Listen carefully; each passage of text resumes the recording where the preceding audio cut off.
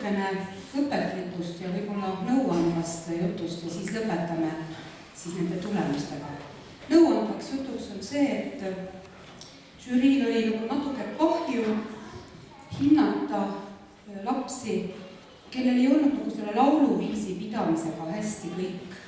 Ja sellepärast me anname teile sellist nõu, head juhendajad, et korraldage palun rohkem oma lasteaedade, laulustuudiote, kodukandi siseseid lauluvõistlusi.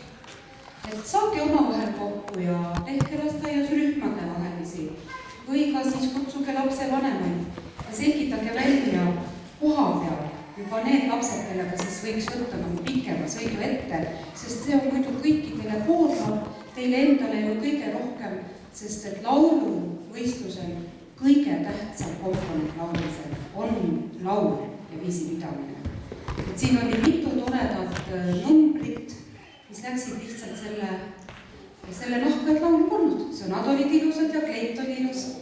Ja teine selline tähelepanek oli veel, et kui te tulete ansambliga laulma, siis katsuks ka panna ansamblisse lapsed kõik, kes peavad viisi.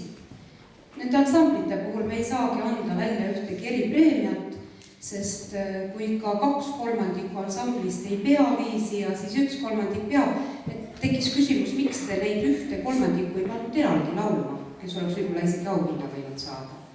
Et selles mõttes jätke ka kohe rahulikult need lapsed koduste pidude jaoks ja omavahel lastele väga meeldib laulda ka lasteaia siseselt ja saavad suurt rõõmu. Nüüd me tahame 3 last lihtsalt siin praegu nimetada, kellel